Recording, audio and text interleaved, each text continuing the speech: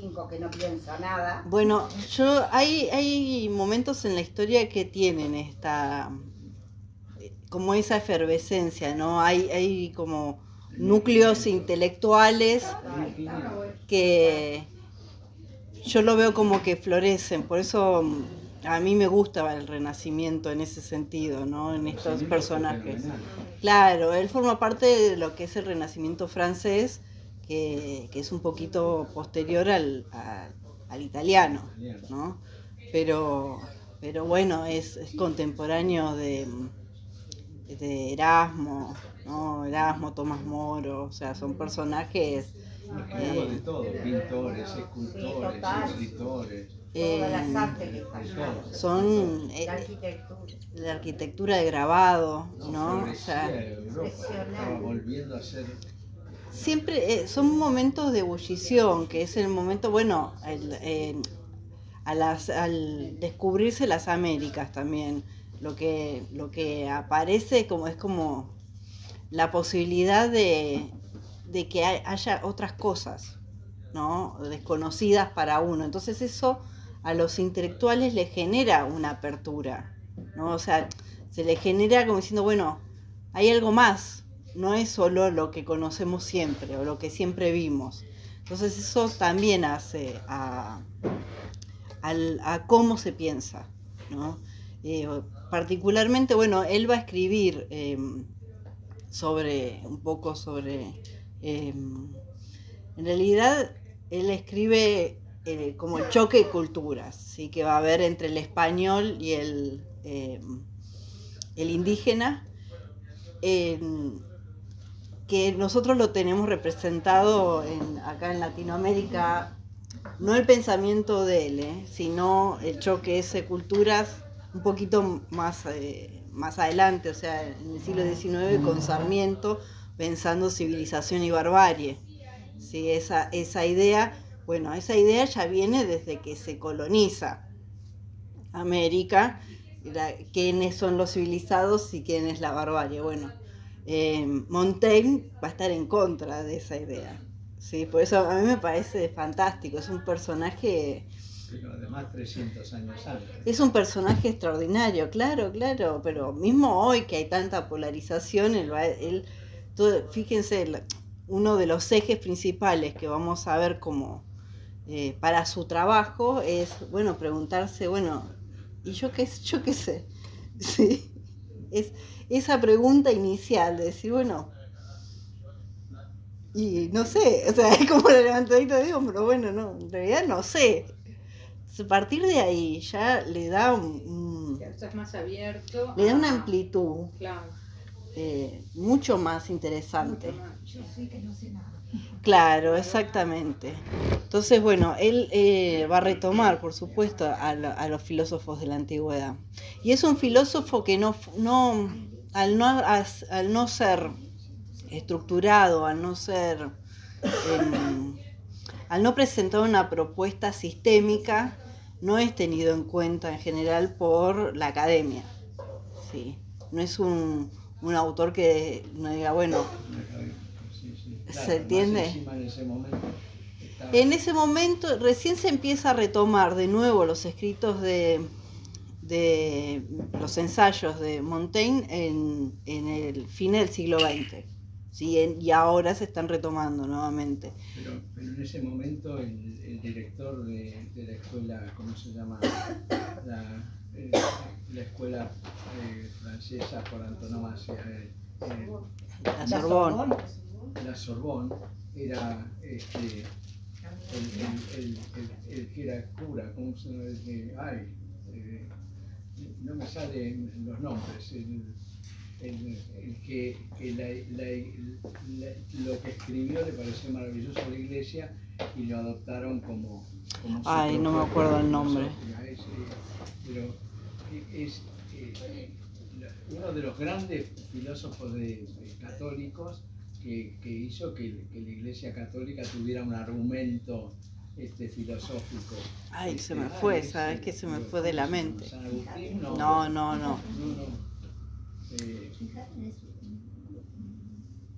No lo tiene. Bueno, Pero ya me acordé la por cuestión es que él tiene, o sea, él tiene una cultura muy amplia, que ahora vamos a ver el tema de la educación, pero principalmente lo que va a destacar es la apertura que tiene para no solamente para la escritura, sino también para analizarse a él mismo. Sí. Y eso también es interesante. El que... Hola Norma, ¿cómo estás? Hola. ¿Qué tal, Normita? Una familia, unas amigas. Ay, sí. ¿Dos? Una vez acá. Viene en la escalera pagando. Mi amor, bueno, quédate tranquila, servite algo si querés, sabes que no te hagas problema. Entonces, tenemos un autor, fíjense que bueno, lo que le quería decir es que casi de manera inmediata, al poco tiempo de que él escribe, empieza a intentar ser traducido al español, ¿sí? Y el que lo manda a traducir, un poco más tarde, es Quevedo. Quevedo lo manda a traducir y tiene manuscritos de Montaigne, no llegan a imprenta, ¿sí? Esos manuscritos, pero él sí lo quería leer. O sea, hay una intencionalidad por los autores de la época, ¿sí? que tienen de alguna manera contrapropuestas a lo académico de leerlo a Montaigne, ¿sí? Y otro de los elementos importantes es entender que ahora nosotros siempre, o sea, al menos académicamente, se habla, bueno, hacer un ensayo, ¿no? Un ensayo es la forma de escritura del intelectual de esta época, digamos, ¿no? Vos no decís, voy a hacer un tratado, ¿sí? O bueno, no sé, alguno, como le pasó a Carpio, hizo un manual de filosofía, pero tampoco se te ocurre decir, voy a hacer un manual de filosofía. Uno dice, voy a hacer un ensayo. Esa idea del ensayo, la primera vez que aparece va a ser con Montaigne. O sea, no había, antes se hablaba de el tratado, se hablaba de, bueno, de los compendios, ¿sí? Pero no se hablaba de hacer, de ensayar, de probar. Agarrar una idea, ¿qué es un ensayo? Agarrar una idea y estirarla. Estirarla a ver lo máximo que se pueda, ¿sí? Esa sería como una expresión gráfica de lo que sería un ensayo, ¿sí? Intentar poner la prueba en diferentes situaciones. Y eso es lo que va a hacer por primera vez Montaigne, ¿sí? Por escrito. Entonces, ¿qué retoma acá? Retoma a los filósofos de la antigüedad. Sí, pues los filósofos de la antigüedad, a excepción de Platón y Aristóteles, que son más tratados, ¿sí? En un caso diálogo, en otro tratado, siempre hay una intención de ir descubriendo, ¿sí? Pero bueno, eso lo acerca mucho a Montaigne a nuestra época.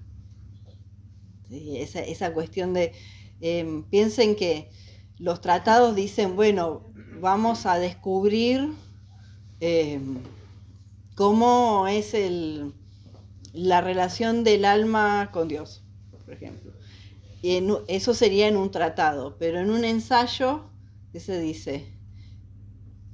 No se escribiría así, se diría, vamos a ver una perspectiva o vamos a intentar acercarnos, ¿sí? Vamos a hacer un esbozo, ¿sí? El ensayo siempre tiene una idea de que va a ser chico al lado de lo que se podría hacer en esa área del conocimiento. Sí, decir, bueno, esto es provisional. El ensayo es eso, ¿sí? Es un estudio, es provisional. Hoy se entiende esto, mañana puede ser distinto, ¿sí? Esto se ve desde esta óptica, pero esa idea ya como concepto es revolucionaria, ¿sí? En la escritura. En la escritura no se escribía de esa manera. La Torá del judaísmo es así. Yeah. 12 años, esa parte y se van diciendo qué es lo que, qué puede ser, qué no puede ser. Eso son exactamente, y hace 3.000 años. Sí, 2.000 años. bueno, la época, como decía acá Carmelita, ¿sí? Miren lo que escriben en el tomo 2 de los ensayos. Dice, vivimos en una época tan corrupta que no basta con ser bueno, hay que probarlo con documentos. Es todo de hoy. Tú lo lees Siglo XXI y estamos en es la- hoy. A mí hoy historiada cercana. Sí, a mí también, la verdad que sí. Bueno, es una época de las guerras de religión en Francia, ¿eh? Bueno, también, claro, yo pensaba, digo, no puede ser más actual este hombre. Bueno, Pero ¿cuándo no fue después de esto? Siempre fueron guerras de religión. sí, hay épocas que están más relacionadas con otras cosas, lo que suceden. En este caso, en ese lugar en particular, como se va a dar la masacre de San Bartolomé, que es algo terrible, y él va a presenciar eso, no, entonces, bueno, o sea, eso Porque él también lo va a estaba en impactar. París. Él estaba en ese momento en París. Sí, él va a ser muy querido por el que después va a ser el rey, ¿sí? Que era calvinista, que lo hicieron convertir, ¿sí? Enrique IV. Y ¿cómo se llama? El yerno de... Federica II Es el yerno de Catalina. Catalina de Medici. Catalina de Enrique Medici. IV es el que dijo París vale una misa. ¿O no? No, me parece que es otro. No, Porque creo que es creí otro. era ese. No, no. Eh, Este es el que la madre lo hace casar y hace matar a todos. Ya, lo hacen casar. Se convirtió- Este se casa Claro, con se Margarita. convirtió en católico. Sí, que Y Margarita, París vale una misa. Puede ser cuando lo hacen convertir. Claro, él dice París vale una misa. Y Se convirtió al catolicismo, era un nombre. se tiene que convertir porque si no los matan. Que la idea era hacer en realidad una unión y termina siendo una masacre absoluta. Entonces, hola Moni. Ay, bueno, vení cuando quieras, no importa, querida, haz lo que tú quieras aquí. Vos estudiaste. Pregúntame lo que quieras. ¿Cómo andás? Amelia no puede venir, ¿viste? Carlos? Sí, sí. Y está bien. Hola, Claudita. ¿Cómo estás? Para venir a las 3:30. Y siempre para venir a las 3:30. No, ella viene directo. Vos estás para venir, pero ella viene 3:30, ella no le importa. Me extrañabas, Carmela. Bueno, y aparte de estar Hoy está eléctrica. y bueno, vino con todas las pilas. Por supuesto. Está descansada y encima perdió la petanca. Eso es lo peor. Eh, con un argentino, peor. Más triste. Bueno, y además de esta guerra religiosa, también tenemos la tensión constante que va a tener en este periodo el humanismo que está surgiendo con el dogmatismo religioso que por estas guerras de religión empiezan a ponerse más fuertes, más rígidos, ¿sí? Entonces, bueno, también aparece eso. Contra eso va a hablar Erasmo, ¿no? Que él va a conocer mucho la obra de Erasmo. Y otro pensador de la época que se llama Justus Lipsius, que Justus Lipsius no es muy conocido, pero él retoma en todo lo que es la filosofía estoica, principalmente de la antigüedad y a San Ambrosio, ¿sí? O sea, pero también, bueno, va a Pero de tener... esa misma época y que también vivió en París, ¿o no? No, Justus Lipsius no y Erasmo tampoco, pero sí pasaron por Francia, sí, o sea, sí... Se movían, pero no. Pensemos que es una época en donde hay circularidad también, así como en otras, como en la Edad Media, está todo estanco. Una característica que tiene el humanismo es que los pensadores humanistas en general se viven moviendo, ¿sí? Acá vamos a tener un pensador que en un momento decide retirarse a la torre, ¿sí? Pero bueno, es un retiro entre comillas, pues pasaron un montón de cosas en esos 20 años, no fue solo que se quedó. Se retira de la vida pública, pero después vuelve como alcalde de Portal. Sí, porque... muy bien, muy bien. Leíste 4 algún años. titular, leíste algún titular. 4 años. Bueno. Bueno, en el libro 1, el ensayo 31, se llama De los caníbales y ahí va a hablar del Nuevo Mundo, ¿sí? En donde hay un horror generalizado por el tema de los caníbales y él lo que va a plantear es el tema de la esclavitud, ¿sí? Como el horror. El horror es del civilizado. Claro. ¿Sí? O sea, ¿por qué vas a...? Del bautizado, te digo. Bueno, Llega ya que y llega hace cualquier y horror. hace cualquier cosa. Entonces, bueno, él va a hacer esa contraposición diciendo la barbarie siempre depende de dónde se lo mire. No lo veamos solo desde un lugar o pensemos que hay una sola verdad, que esa es la característica por excelencia de los ensayos, ¿no? Bueno, en el área científica vamos a tener la revolución copernicana en ese momento, ¿sí? Vamos a tener un Galileo, que, ¿Cuánto movimiento? fíjate, es una época maravillosa. Sí, yo sabes que pensaba eso, digo, a mí me gusta vivir en esta época, pero también el tema de vivir en la misma época perdés la perspectiva. No tenés la perspectiva para decir, wow, qué grande, qué bueno estar viviendo esto. Yo creo que a él y a muchos que vivieron en esa época les pasó un poco eso, ¿no? Pensando también en la obra de, no sé, de Santo, ay, se me fue. Me sale Santo Tomás, pero es Tomás Moro. Tomás Moro. De Tomás Moro, que bueno, también es de esta misma época y es esa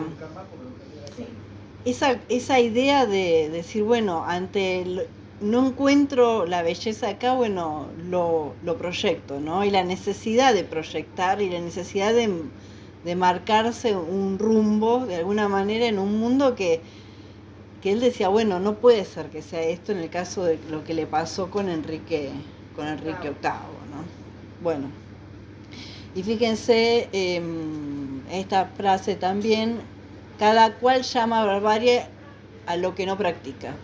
Parece no haber más criterio de verdad y razón que el ejemplo e idea de las opiniones y costumbres de nuestro país. O sea, esa cuestión de decir, bueno, realmente nosotros llamamos barbarie a lo que... Lo desconocido. Pero no vemos, es la de no vemos la viga en el ojo nuestro, no vemos la paja en el ojo ajeno y no la viga en el nuestro. Entonces, es ese ejercicio, pero ese ejercicio de revisión, en este caso de la población, ¿sí? La población, podemos decir, francesa o occidental, es el ejercicio que hace con él mismo. No es un ejercicio que solo hace para decir, bueno, todos ustedes son unos ignorantes, sino que lo hace con él también. Y lo hace con gracia, ¿sí? Lo hace con gracia y con entusiasmo y con una idea de reflexión, no con una idea de ironizar. Cosa que, bueno, eso sería bueno rescatarlo en esta época, ¿no?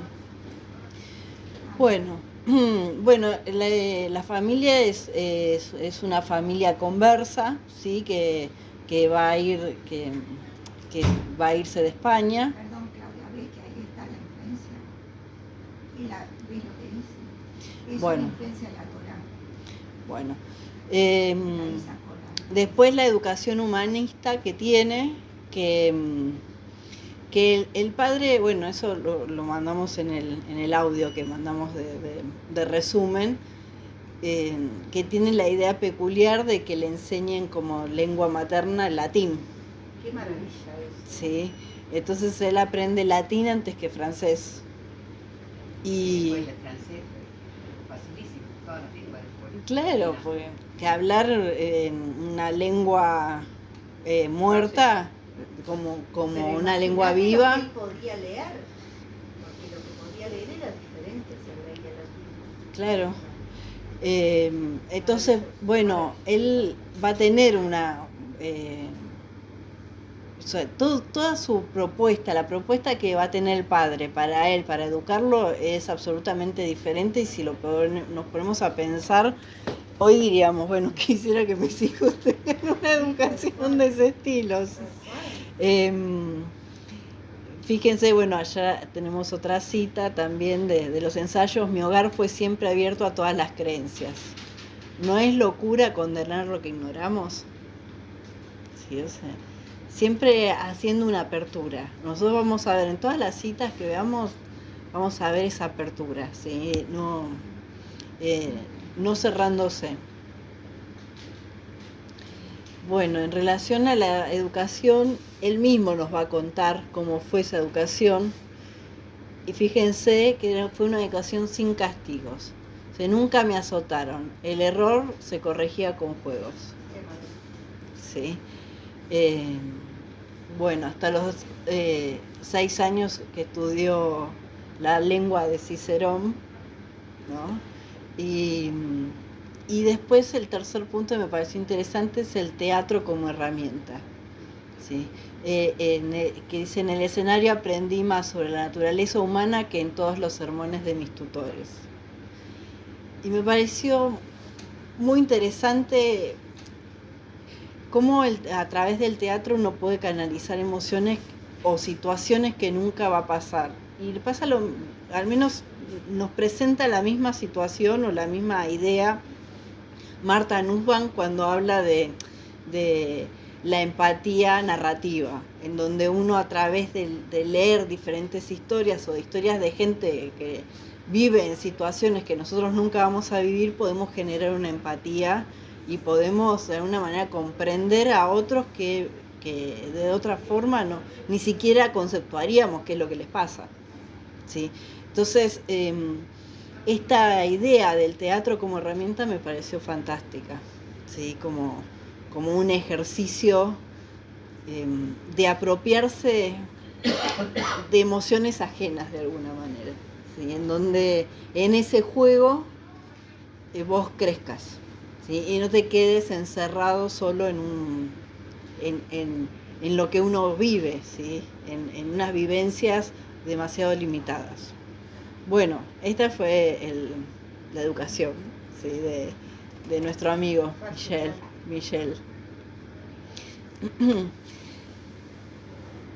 Y bueno, lo que sí vamos a encontrar es el método socrático en todo esto, porque dice, bueno, mi padre ordenó a mis maestros que pregunten antes de dictar, que dude antes que afirmar. Sí. Entonces, bueno, Montaigne recibió una educación revolucionaria para su época. El aprendizaje por descubrimiento en lugar de la memorización, el diálogo permanente frente al silencio del alumno y la búsqueda de la verdad experiencial en vez de las verdades reveladas. ¿Sí?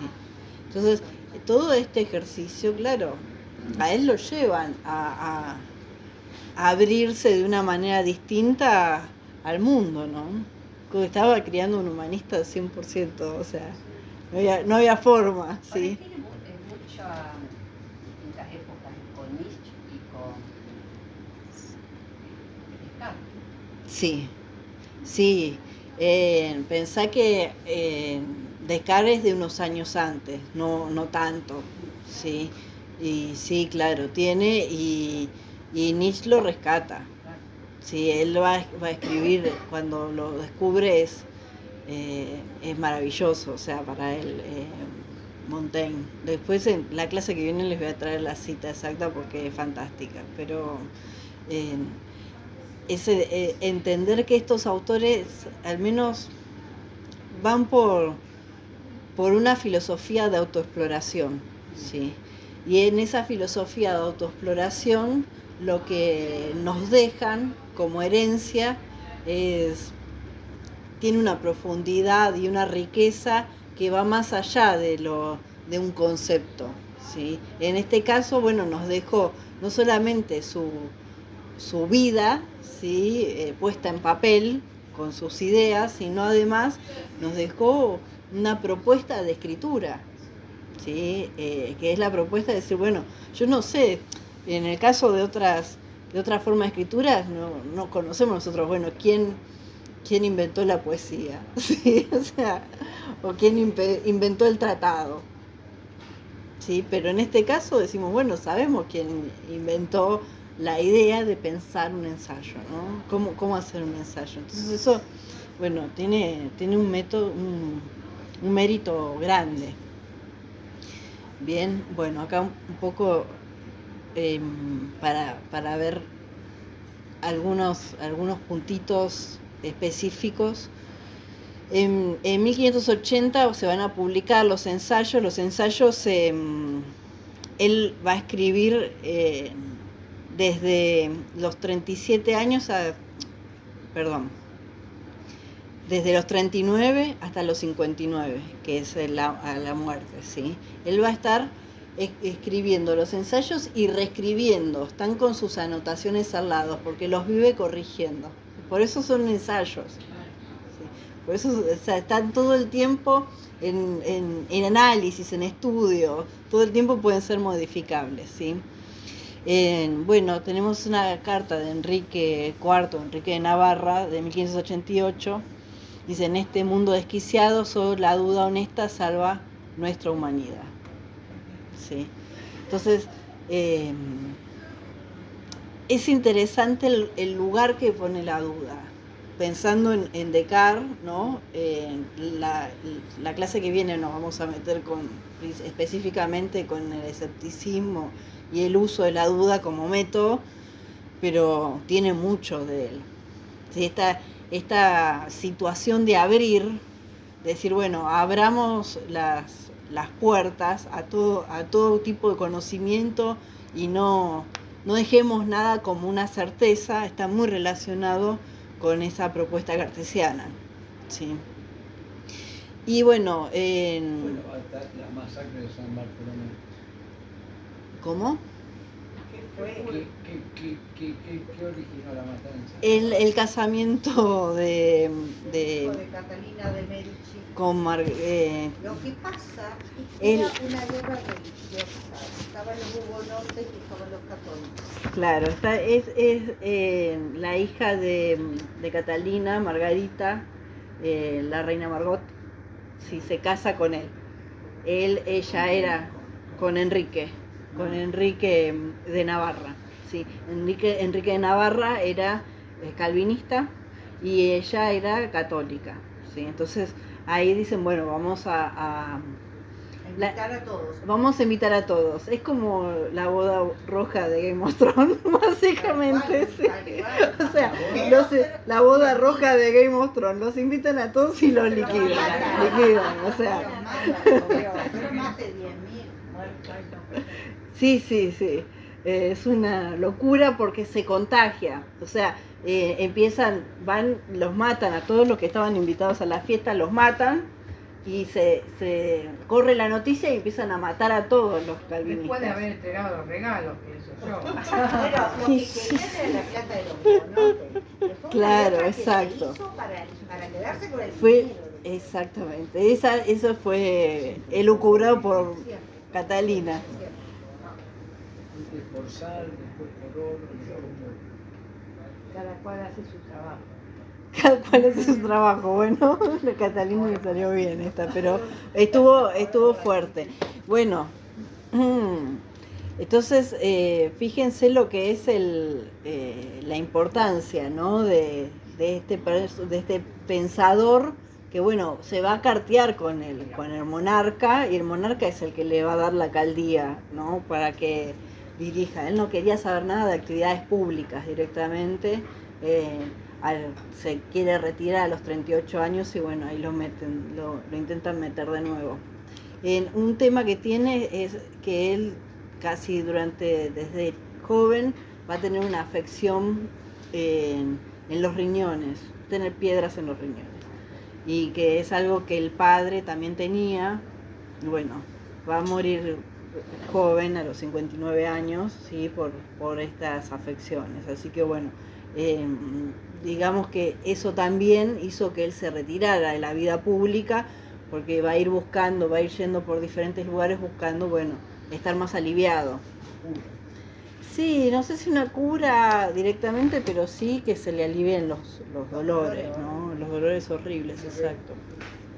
Fíjense que esto de los dolores horribles también está relacionado con Epicuro, que él lo va a retomar mucho, el pensamiento de Epicuro y de Lucrecio, y también va a tener piedras en los riñones, ¿sí? Va a tener toda esta cuestión de querer gozar de la vida, porque Montaigne es un... Porque el dolor te paraliza y esos dolores tan horribles. Sí. Sí. Bueno, en febrero de 1571 él se va a intentar retirarse, ¿sí? Se me retiré a los brazos de las musas, cansado del servicio público, en la soledad de mi biblioteca. Ya decía yo que en esa torre pasaron cosas. Pasaron cosas, sí. Llenó de cosas. Y bueno, entonces eso está registrado en actas administrativas el 28 de febrero de 1571, y a partir de allí él va a intentar estar en su torre, digamos, ¿sí? ¿Cómo era esa torre? Bueno, Ay, no, bueno, las imágenes son las imágenes son ilustrativas, sí, pero bueno. no nos engañen. No, se destruyó, hubo un incendio y se destruyó, sí, o sea, después lo intentaron rearmar, pero bueno, va a tener, esta torre es donde él estudió, sí, él estudió en esa biblioteca, que es una biblioteca circular, que tiene, bueno, 1500 libros, sí, en donde, bueno, de alguna manera él va a estar rodeado de esa sabiduría. En ese estudio, en las vigas, él hizo pintar 57 citas de autores de la antigüedad y algunas de él. Y bueno, la de él, que es la que estaba por arriba del todo, decía eso, qué sé yo. Sí.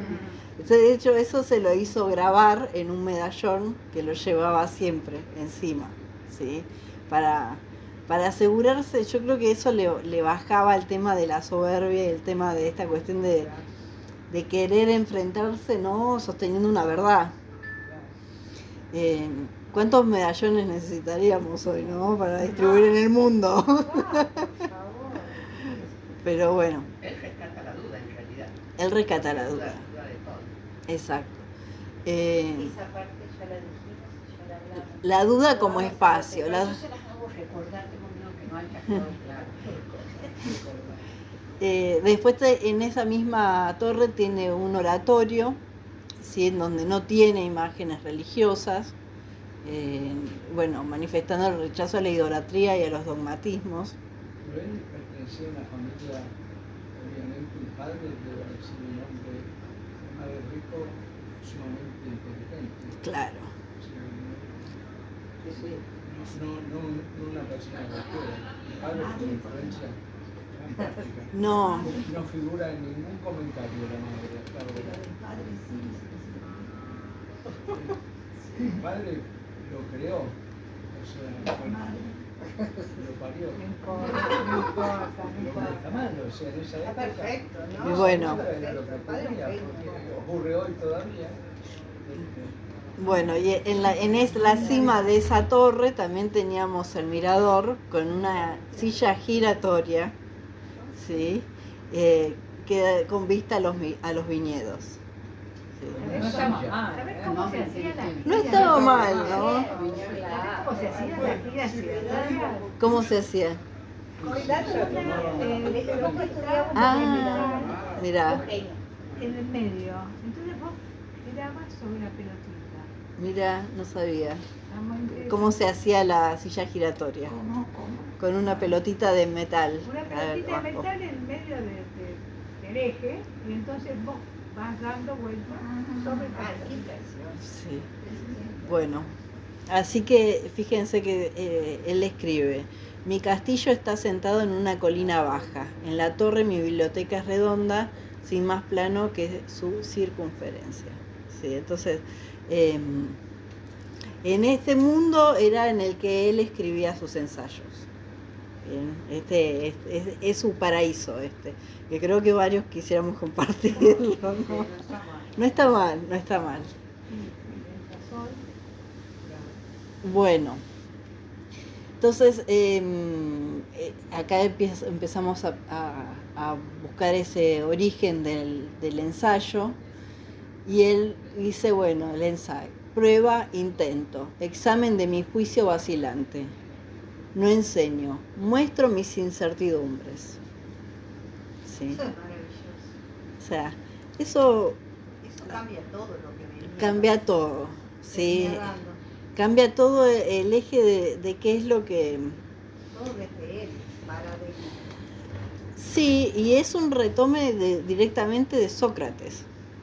Sí, es como que a partir de Platón, Platón tiene una época más socrática y tiene una época más, nosotros le llamamos platónica, sí, pero en sí lo que hace es estructurar una mirada y dice, bueno, te dice esto es.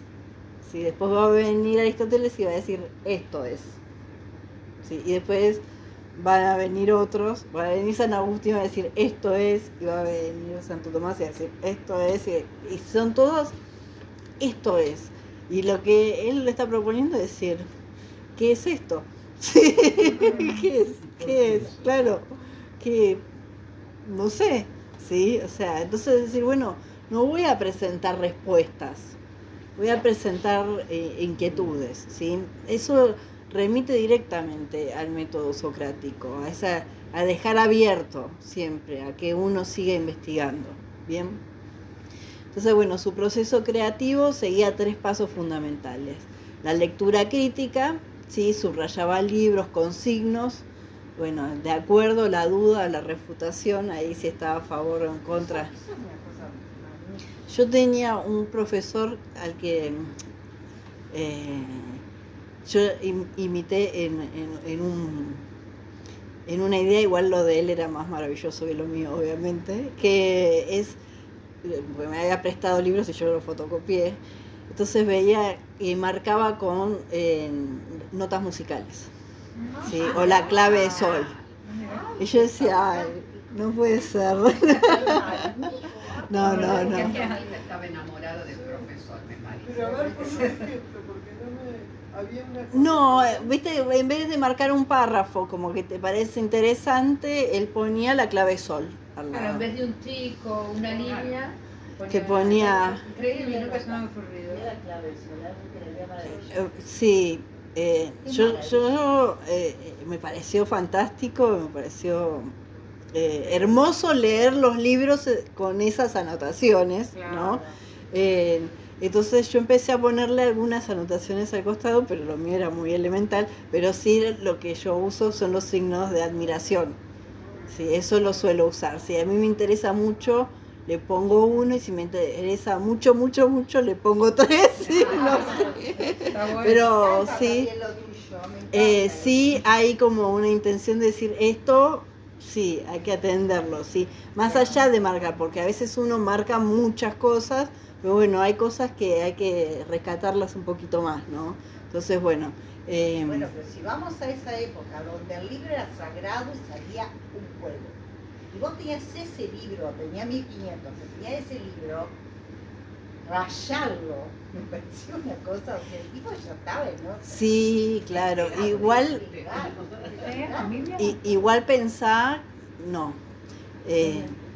igual pensá que tenés todos los escribas del medioevo, que había muchos que hacían anotaciones al margen. No es algo que a veces las anotaciones al margen terminaban adentro de un texto. Sí, pero lo que vos me estás Sí. diciendo es los escribas. Sí, No estos era son... Juan de los Palotes, era alguien que sabía que lo había hecho de repente 3, 4 veces, repetido el libro, y agarraba y marcaba ahí. Sí, Es como sí. el dominio que tiene ese libro. Pero este tipo Y hace bueno. esto. ¡Qué maravilla! Bueno, esas reflexiones sí. Y bueno, y después la reescritura libre, ¿no? Compilaba notas en cuadernos sin orden preestablecido. Y en eso esa idea la retoma Nietzsche, que él se va con la libretita a las montañas, ¿sí? Y escribe, y en realidad son muchas anotaciones distintas que tiene, y después dice, bueno, vamos a hacer un libro, y claro, te lo arma en una semana, pero porque ya tenía las anotaciones, no es que son anotaciones de mucho tiempo, ¿sí? Entonces, bueno, esa idea también de tener un cuaderno de reflexiones, ¿no? Eso también es interesante. Bueno. Entonces, Perdón, ¿y en esos 20 años él no bajó de la torre? sí, sí, Ah, bajó, fue tenía contacto con la alcalde, naturaleza. se fue a las Ah, fue termas. alcalde dentro de ese periodo. Sí, sí, son 20 años, no es que él se retira de la vida pública, ¿no? Y lo que quiere es vivir en esa torre, claro, porque estaba fantástico, pero igual no es que está Ah, no es ahí. que se hizo mucho. No.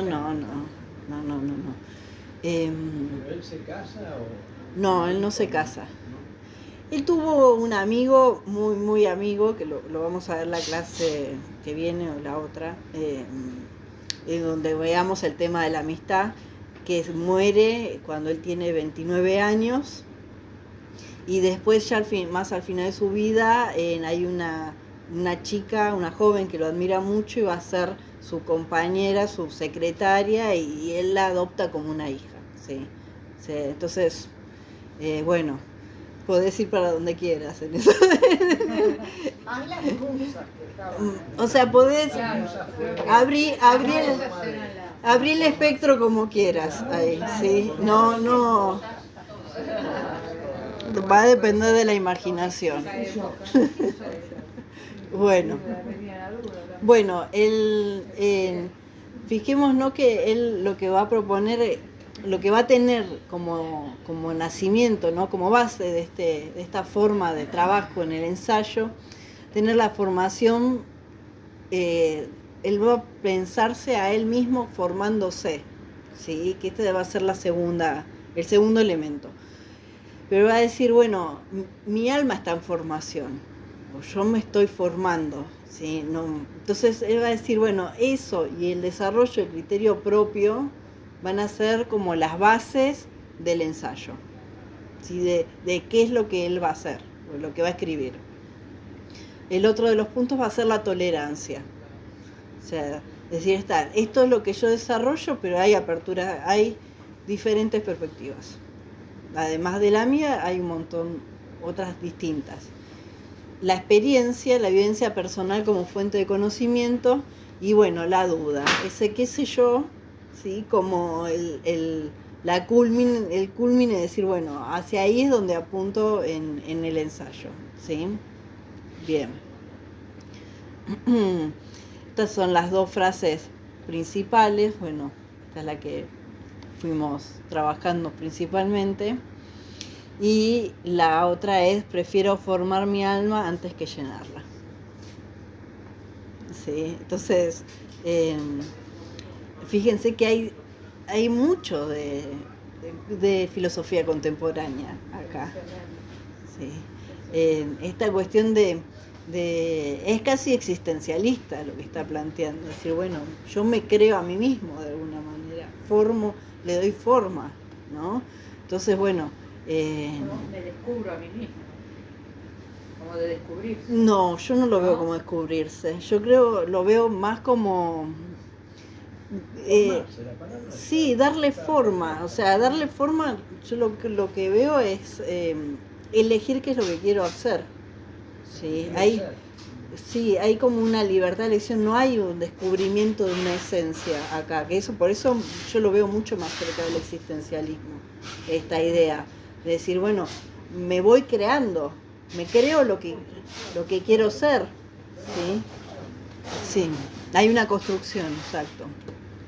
Entonces, la cita textual dice, prefiero forjar mi alma antes que amueblarla con cargamentos ajenos sin cohesionar. ¿Sí? Entonces, bueno, representa la visión educativa, desarrollar criterio propio en lugar de acumular datos sin reflexión.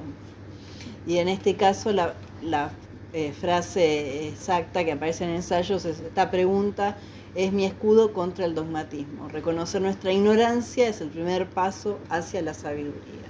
Sí. Eso es... Repetir, saber cosas y repetirlas. Exacto.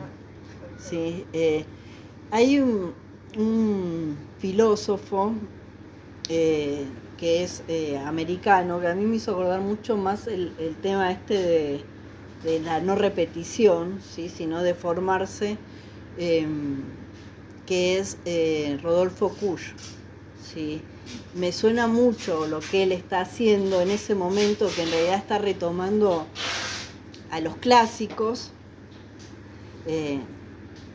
diciendo, bueno, yo los voy a retomar, pero a mi manera, ¿sí? No lo voy a tomar tal cual, sino que los voy a reconvertir. Y es un poco, Rodolfo Kusch lo va a plantear desde lo americano, decir, yo voy a tomar lo europeo, pero lo voy a convertir, ¿sí? Ellos le llama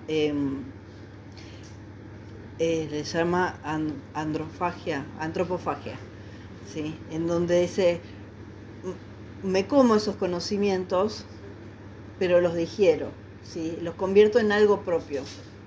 No es un alimento, ¿sí? Él le va a hablar de eso, decir, bueno, nosotros tenemos que procesarlo para convertirlo en algo propio y de nosotros sacar la conclusión, ¿sí? No repetir como loros. Bien, bueno, este es el qué sé yo, ¿sí? ¿Cómo sería, profe de francés? ¿Cómo sería que? En francés, ¿Qué sé yo? qué sé yo, ¿Qué sé yo? qué sé yo. Ensayo. Bien. Pero sí, lo mismo, qué sé yo, o yo qué sé. Podés decirlo de las dos maneras. Bueno, esta era la frase que estaba como en su frontispicio, así como en el de Delfos estaba el conócete a ti mismo, que el conócete a ti mismo estaba entre las 57 frases, También. sí, que él tenía la viga, que esta era la principal, la que él tenía como su dirección, ¿sí? Es como un parafraseo de la cita de Sexto Empírico, esa nada es comprensible, o de Plutarco, la certeza es presunción, ¿sí? Es decir, o sea, no nos pongamos en verdades absolutas, sería. Bien. En otro de las fuentes que va a tener él va a ser Pirrón, que Pirrón es el escéptico, o sea, nosotros nunca desarrollamos la escuela escéptica de la antigüedad. La clase que viene vamos a trabajar un poco sobre la clase la escuela escéptica, y Pirrón va a ser su representante principal, ¿sí? Él justamente dice, no sé más esto que aquello, o sea, no se jugaba, digamos, que es lo que le critica a Platón, decir, no te jugás por nada, y el tipo dice, no, la verdad que no. Sí.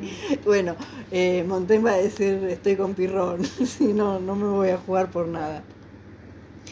Y bueno, la parte, el área existencial de esta frase sería, esta inscripción es mi escudo contra el dogmatismo. Reconocer nuestra ignorancia es el primer paso hacia la sabiduría, ¿sí? Pero ese es el escudo, o sea, él sabe que la batalla que tiene él como pensador es contra lo dogmático. Y es la batalla que tenemos todos nosotros, ¿sí? Contra aceptar verdades absolutas, ¿no?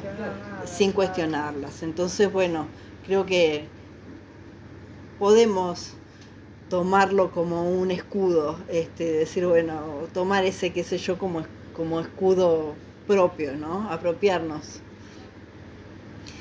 Y bueno, a esta frase, prefiero formar mi alma antes que llenarla, él también toma la analogía con las abejas, ¿sí? Las abejas liban de flor en flor, pero luego hacen miel, que es enteramente suyo, ¿sí? Por eso, esta es la frase que a mí me hizo acordar mucho a Rodolfo Kusch, a decir, bueno, vos tomás lo que quieras de otras tradiciones, de otros pensadores, pero tenés que ponerle de tu parte una digestión, ¿sí? O sea, no podés repetir como loro. Rodolfo Kuhse lo decía a los pensadores latinoamericanos que se creen europeos. Y decir, no, sos latinoamericano, aceptá que vivís en este lugar, que tenés estas raíces y pensá desde acá. Esas ideas, pensalas desde acá, ¿sí? No repitas. Entonces, un poco lo que está haciendo acá Montaigne es eso, decir, bueno, yo leo esos 1500 libros, ¿sí? Pero les hago anotaciones. O sea, tengo mis ideas sobre esto. No le compro la verdad hecha, ¿sí? a estos filósofos. No voy a repetirlo. Esto está precioso. Está una vez. El ejemplo de él, de la frase de él es impresionante. La frase... Eligió un ejemplo. Las frases de él son preciosas, sí. Totalmente de acuerdo. Es un filósofo inspirador, podemos decir, sí. Bueno, acá podemos pensar que él está haciendo un poco este ejercicio en donde va desde esa idea de qué sé yo, ¿sí? Como punto de partida, pasa por un vacío fértil, en donde, bueno, él va a decir que solo en tierra vacía puede crecer la sabiduría verdadera, ¿sí? Prepara sus tierras, forma su alma, ¿sí? Hay una autoconstrucción crítica como un proceso continuo, no como algo que uno ya hizo y ya está, sino en constante transformación. Y eso nos lleva a vivir en incertidumbre, ¿sí? Entonces, él dice, bueno, hay que aprender a vivir en incertidumbre. Y esta incertidumbre te lleva otra vez al, bueno, no, claro, qué sé yo, ¿sí? Entonces, hay un ejercicio constante que él va haciendo en este ciclo, en donde, bueno, de alguna manera se va alimentando y va haciendo los ensayos. De todo dudás, o sea, no aceptás nada. De todo dudás, pero no te quedás no te quedás inmóvil, ¿sí? La duda de él no es una duda que lleve a no hacer nada. Es una duda que lleva a tener una tierra fértil para hacer algo y a querer construirse, ¿sí? No es algo que nos deja no, bueno, yo dudo y nada más, ¿sí? El caso te invita a transformarte, exacto, ¿sí? Entonces, por eso es en otro estilo una duda metódica, ¿sí? Así como Descartes tuvo su duda metódica, acá Montaigne tiene su duda metódica en donde está haciendo este ejercicio, ¿sí? Constante. Bien, bueno, esto es un poco lo que hablamos antes de los salvajes, ¿no? Esa idea de civilizarlos. Fíjense, dice, qué sé yo de salvaje. Llamamos salvaje a lo que no es nuestro. Prefiero formar mi criterio antes que llenarlo con prejuicios coloniales, ¿sí? Siempre armando, esto es como un caso práctico para que nosotros entendamos cómo funciona ese movimiento. Dice, cada cual llama barbarie a lo que no practica. No hay razón para burlarse de esos pueblos, ellos nos superan en virtud natural. Sí. Fíjense lo que dice, ¿no? O sea, qué bueno sería que estuviera en esta época, ¿no? Bueno, en esta época se está retomando, se hicieron varias ediciones en los últimos años, desde la década del 90 y en el 2000, del 2010 en adelante hubo varias ediciones, tanto en castellano como en inglés, y bueno, me da una esperanza cuando veo las ediciones que hay, digo, bueno, porque sí, son filósofos de la tolerancia, son filósofos que te invitan a sentarte a dialogar, ¿no? No son filósofos de la confrontación. Entonces, bueno, me resulta, bueno, me da alegría que eso se esté dando, ¿sí? Bueno, como testimonios de su vida tenemos a un testimonio de Enrique IV que va a decir: Montaigne es el francés más libre de mi reino, libre porque duda de todo, incluso de mi corona. Sí. Pero hay que ser muy tolerante para ser... Bueno, eran amigos, ¿no? Pero sí. Una carta autógrafa a Justo Lipsio de 1588 va a decir: en este mundo desquiciado solo la duda honesta salva a nuestra humanidad. Mi torre no es refugio, es taller donde forjo preguntas. Sí, eso también me parece muy interesante. Sí. Decir, bueno, no estoy recluido, sí, no estoy aislado, estoy trabajando, estoy ejerciendo. Y bueno, el testimonio de Marie, que va a ser quien lo va a acompañar en el final de la vida, dice: en su último invierno, Montaigne repartía semillas a visitantes. Y decía: plantadlas cuando dudéis de una verdad absoluta. Sí. Enrique IV fue el que lo llevó a... ¿cómo se llama? El matemático, filósofo, todo italiano, y lo llevó a vivir a Francia. El padre a Leonardo da Vinci. El padre lo llevó y hizo un castillo al lado de su casa. El padre no, François Ier. No fue el padre. Mira, El padre de este de Enrique muchacho IV. fue el que lo llevó. Bueno, Creo, tan importante. tengo la duda, como dice. Dudamos. ¿Vos quién decís? François Ier, que lo tuvo en su castillo. Francés primero. Pero tengo dudas. Todo perfecto, está perfecto. No, pero fue, ¿cómo se llamaba el padre de Enrique IV? Felipe III. Puede ser, todo puede ser. No, Enrique III fue el hijo de... Siempre confundo. Fue el hijo de Catalina, Enrique III. Bueno. Bueno. Pero me llama la atención. Bueno, ¿qué les pareció hasta ahora el autor? Sí, no, me parece que vino fascinante. Bueno. Sí. Sí. Bueno, él lo que hacía era entregar semillas y la albahaca estaba representando la bienaventuranza, digamos, la buena fortuna, ¿no? Entonces, yo creo que buena fortuna es que te crezca la albahaca.